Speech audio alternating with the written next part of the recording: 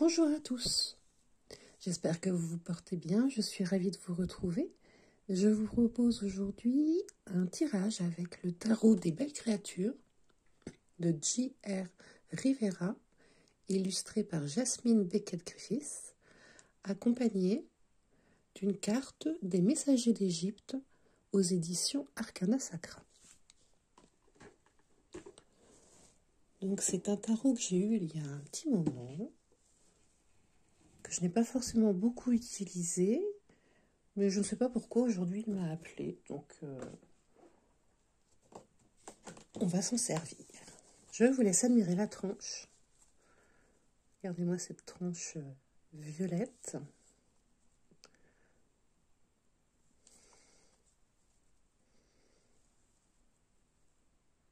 Ça fait toujours plaisir d'utiliser des outils aussi beaux. Donc on va voir si le message l'est tout autant.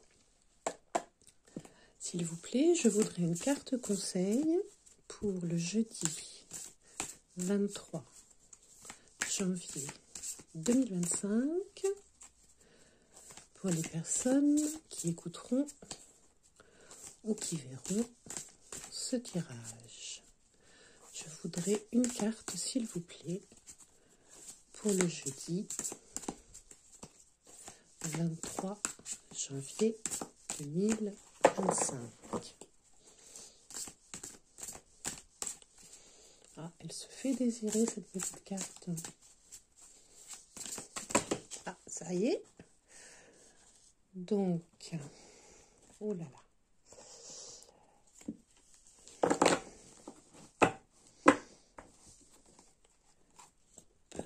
Toi, je te remets là. Voilà, c'est mon côté un petit peu maniaque. J'aime bien que ça soit carré. Alors, en fond de paquet, on a eu la justice qui est tombée, mais qui est tombée... c'était un peu renversé, quoi. Donc, en fond de paquet, la justice. Je ne sais pas si vous voyez bien. Voilà. Nous avons deux sorcières qui regardent dans la même direction. Une sorcière de couleur Shrek, avec une boule de cristal violette. Et nous avons une autre sorcière, un petit peu jaune. Donc elles sont très très différentes. On voit que, mis à part la forme de la robe, elles sont assez différentes. Mais il y a un petit côté... je ne sais pas ce que vous en pensez. Je les trouve un petit peu maladives, moi. Donc comme elle est tombée inversée... je pense qu'il va falloir se pencher sur la question plus avant. Et pour la carte qui a sauté, nous avons la carte de l'étoile qui nous est arrivée. Voilà, je vous laisse la regarder.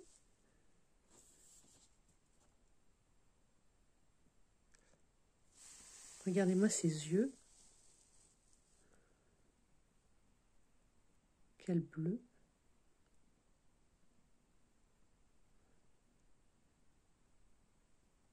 Nous avons une étoile. Cette jeune sorcière est assise un peu telle une pin-up. Et on a une espèce de cercle, d'arabesque là, avec les étoiles, la lumière. Évidemment, nous avons deux ailes d'ange. Et nous avons des anglaises. Voilà. Donc une étoile très pomponnée.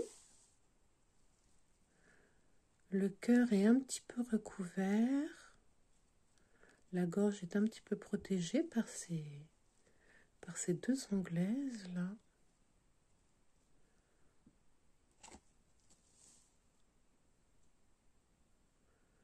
Et elle a les bras nus. Elle a aussi un collant tel, on pourrait imaginer un fou dans un autre jeu, ou le fou à la cour du roi. Donc une certaine pétillance, une certaine joie de vivre, impertinence peut-être, voire même. Voilà. Alors, on va aller plus avant dans l'explication. Alors, l'étoile, évidemment, quand elle tombe, là, elle n'est pas tombée inversée, elle est tombée bien droite, mais même inversée, les conséquences peuvent être vite rectifiées. À l'endroit, on a évidemment forcément le message qu'on est protégé, qu'on a un guide, une force supérieure qui va nous aider à accomplir nos objectifs.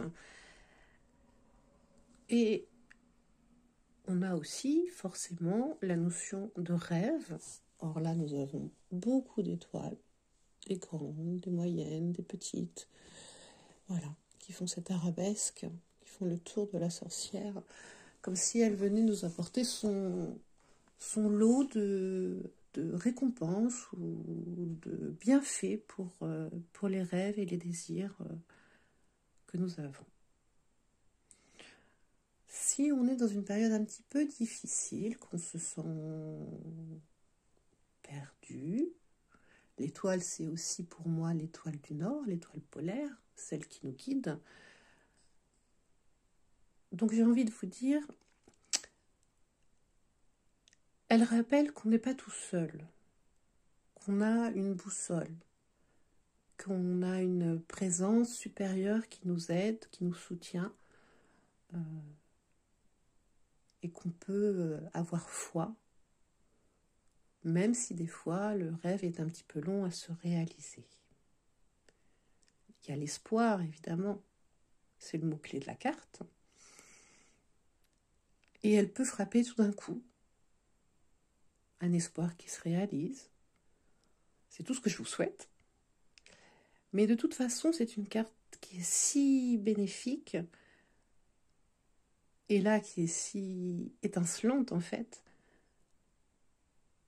que comme une étoile brillante, une étoile filante, elle vous apportera bénédiction.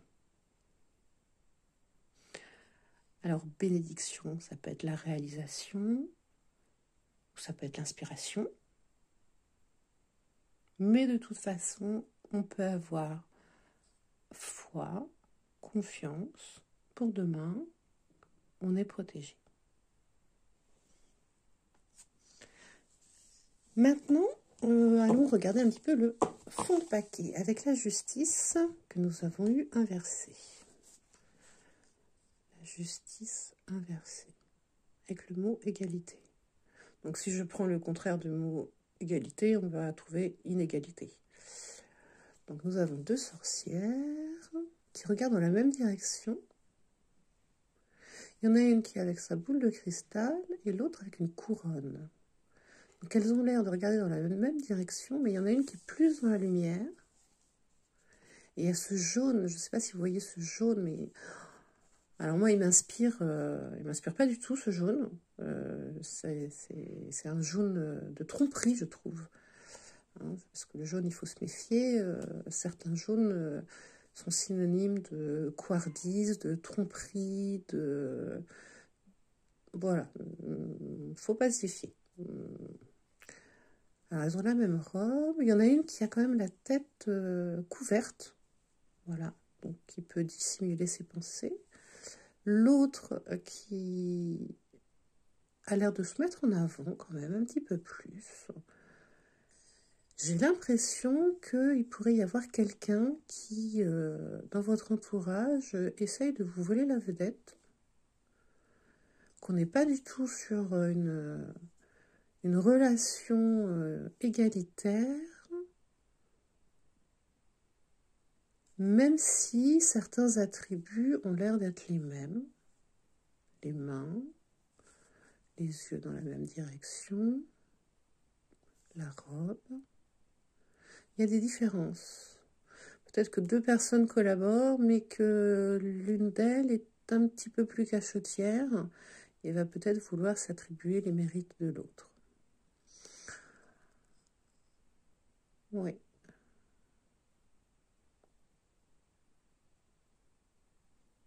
J'aime bien ce petit chapeau avec le petit tourbillon. C'est peut-être la plus timide, celle qui a besoin d'attributs pour se sentir bien, couvrir sa tête, être plus discrète, qui va subir peut-être les affres de la jalousie et d'un favoritisme peut-être. Le même travail et une personne qui se dégage. Alors est-ce que c'est vous ou est-ce que c'est quelqu'un d'autre? En tout cas, le message de la justice, normalement, c'est qu'on doit accepter les situations, les personnes avec l'intention de ne pas modifier, de ne pas faire peser la balance d'un côté ou de l'autre. On doit être dans quelque chose de juste, d'égalitaire, de respectueux des règles. La justice est aussi apparentée à la loi et d'équité. Donc là, on n'est pas du tout sur l'équité, on est sur l'inéquité. Donc petite méfiance avec la justice inversée. Donc si je la mets à côté de l'étoile, oui, il y a bien une jalousie qui va... Il y a une jalousie qui va s'exprimer demain, que vous en ayez conscience ou pas. Il y a quelque chose de pas très net là-dessous. Après, il faut rester dans la compassion, il faut rester, qu'on soit en position de pouvoir ou pas, restons nous-mêmes. L'étoile, c'est quand même le symbole de la vérité toute nue. Donc, et puis il n'y a pas photo. Hein. Moi, si je devais incarner une des trois sorcières, je choisirais l'étoile. Elle est quand même beaucoup plus sympa, beaucoup plus glamour. Hein.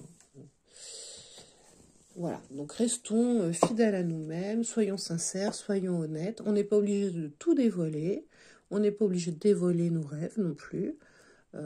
Sinon, on va se faire chipper peut-être nos idées, nos rêves, ou se faire moquer de façon inutile. Voilà, restons dans la ligne de la sincérité toute nue de l'étoile. Je vous propose maintenant de tirer une petite carte des messagers d'Égypte, carte conseil. Voyons ce que ça donne pour demain. Le jeudi 23 janvier, je voudrais une carte, s'il vous plaît. Pour les personnes qui écoutent ou liront cette vidéo pour le jeudi 23 janvier. Une carte conseil, s'il vous plaît. J'en ai deux, je ne voudrais qu'une, s'il vous plaît. Une carte conseil.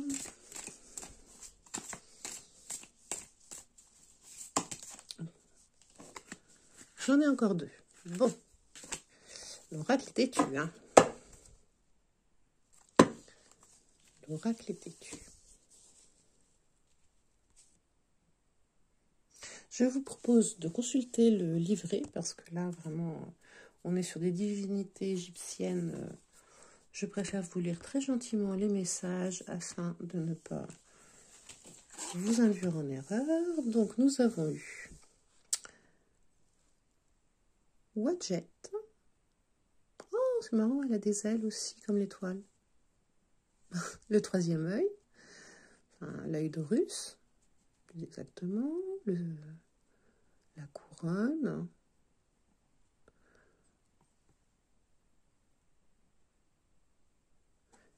Et alors, je ne sais pas si vous voyez bien, on a un serpent en fait qui fait cette couronne, qui court.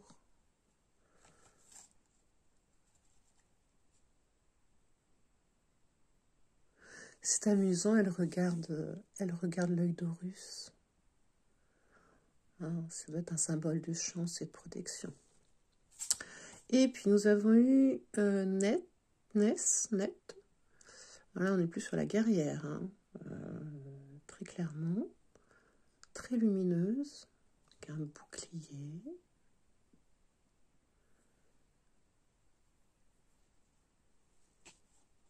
Une lance. Un symbole là. Scarabée. Des flèches. Donc, oui, une guerrière. Une guerrière. Et en fond de paquet, nous avons eu Nounette. Bon, pour faire court, je vais juste vous parler de widget. Alors, petite carte de l'étoile, je te mets là. On ne pensait pas en avoir autant. Et on va caler ça comme ça. Voilà. J'espère que vous voyez bien. Alors, on va pas improviser. Là, on va être widget. Ah bah, je tombe tout de suite dessus. Donc, c'est la protectrice des rois. C'est la déesse Cobra. Ah, bah, j'avais bien vu un serpent. Maîtresse Cobra, déesse Cobra, maîtresse de la justice et de la basse Égypte. Ah, bah, c'est pour ça qu'on a ça.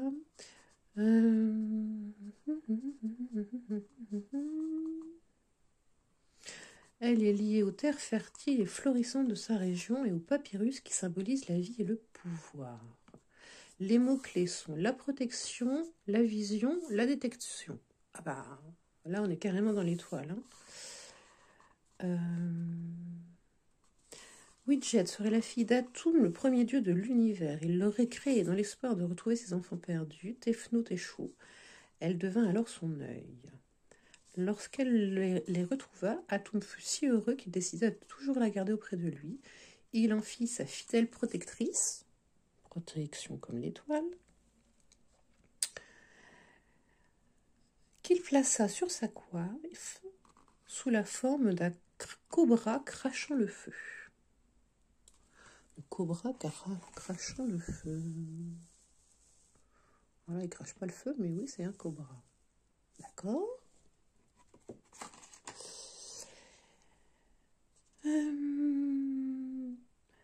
Widget personnifie dans le monde des vivants la couronne rouge portée par le pharaon de la basse Égypte. La déesse est ainsi souvent représentée en train de couronner le roi, lui accordant par ce geste toute sa protection. Widget est féroce en justice. On retrouve notre justice et notre protection. Elle est le cobra défenseur du bien, toujours prêt à se dresser pour répandre ses flammes sur les parjures. Ah, là on retrouve un petit peu notre carte limite désagréable en fond de paquet. Symbolique divinatoire. Widget vous accorde la vision et sa protection. Elle vous aide à repérer et à trouver votre voie, tout comme l'étoile, lorsque vous vous sentez perdu. La déesse serpent vous aide également à voir au-delà des apparences et, et à repérer les relations toxiques ou néfastes pour vous ou pour votre proche entourage. Je suis désolée de me répéter. Hein. Les vrais visages se dévoilent, les masques tombent et les mensonges se dissipent.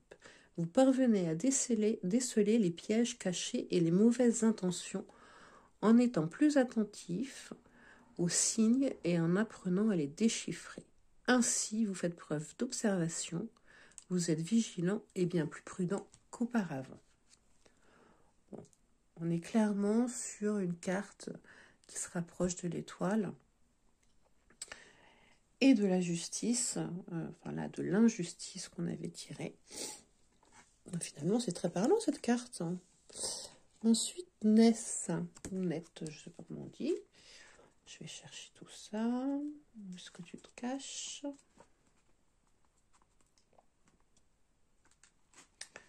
Désolée. Alors, la sagesse, la réussite, le mérite. Net. C'est la déesse de la guerre, de la chasse et de la sagesse. Elle aurait donné vie au premier dieu sans aucune intervention masculine. Elle est la déesse éternellement vierge et la puissante guerrière qui défend à l'aide de son bouclier aux flèches croisées les terres du Nord.